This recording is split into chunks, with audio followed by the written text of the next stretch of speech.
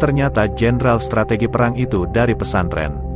Meski awalnya menutup-nutupi, tapi akhirnya Mbah Syukri bersedia menuturkan kisah-kisah perjuangan yang dialaminya bersama Laskar Hizbullah di bawah komando Hadratus Syekh Kiai Haji Muhammad Hasyim Asy'ari, terutama saat berjuang melawan pasukan sekutu, Belanda dan Jepang menjelang kemerdekaan. Sebagaimana diberitakan sebelumnya, Mbah Syukri adalah santri sekaligus mantan pejuang Laskar Hizbullah yang tinggal di Desa Carangrejo, Kecamatan Sampung, Kabupaten Ponorogo. Kini usianya diperkirakan sudah mencapai 102 tahun. Senin tanggal 29 Maret tahun 2022 lalu, tim instruktur wilayah IW dari PCNU Ponorogo mendampingi Koordinator Instruktur Nasional INAS Kiai Haji Abdul Munim DZ dan Kiai Haji Adnan Anwar mengunjungi rumahnya. Kepada rombongan Mbah Syukri menuturkan, perjumpaan dengan Mbah Hasyim berawal dari rekrutmen Laskar Hizbullah di Ponorogo.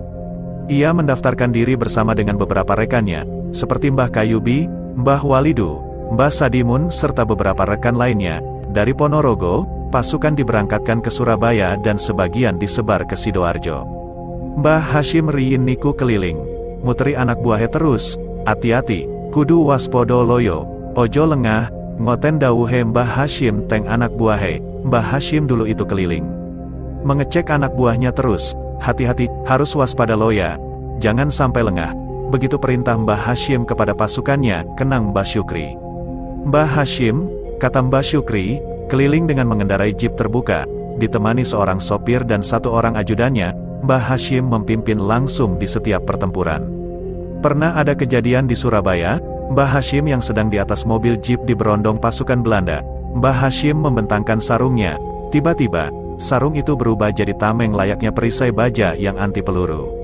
Pelurune niku gepeng-gepeng keleteng sarunge. Lo niki sanes dongeng, wong kulo ngertos piyambak. Pelurunya itu gepeng menempel di sarungnya. Ini bukan dongeng, karena saya tahu sendiri, red, tutur Mbah Syukri. Kisah lainnya yang diingat Mbah Syukri adalah tertinggalnya 1.600 pasukan Jepang di daerah Porong. Pasukan itu bersembunyi di suatu tempat sejenis bunker. Tak ada satupun warga yang tahu, keberadaan mereka baru terbongkar saat koki pasukan itu kehabisan bahan makanan dan berbelanja ke pasar. Melihat banyaknya bahan yang dibeli, ada yang curiga.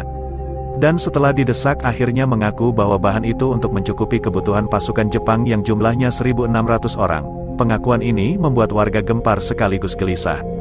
Tak satu pun warga yang berani mendekat, bahkan pejabat setempat pun tidak tahu harus bagaimana. Sampailah informasi ini ke Bupati Sidoarjo.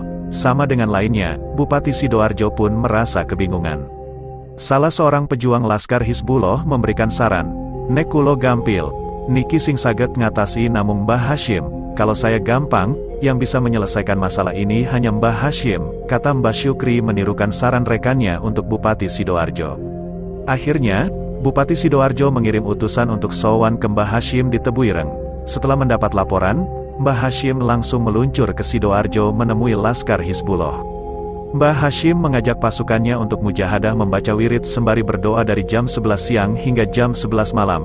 Ajaibnya, pasukan Jepang yang bersembunyi di bunker itu satu persatu keluar dari persembunyian karena diserang jutaan semut angkrang. Para pejuang Laskar Hizbullah langsung memanfaatkan momentum itu untuk menangkap pasukan Jepang tanpa perlawanan, bahkan tanpa pertumpahan darah setetes pun.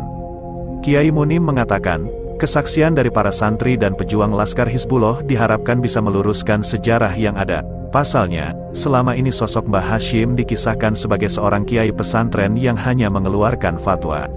Padahal menurut kesaksian para santri yang berhasil kita temui, tidak begitu. Mbah Hasyim itu betul-betul seorang jenderal lapangan yang sangat ahli dalam pertempuran.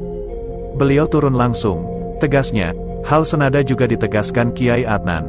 Bahkan, Mbah Hasyim juga membaca tanda-tanda alam ketika merumuskan strategi perang. Dipelajari betul itu sama Mbah Hasyim, bukan hanya paham strategi, tapi juga mampu membaca tanda-tanda alam. Perang Surabaya misalnya, itu pakai strategi perang Majapahit.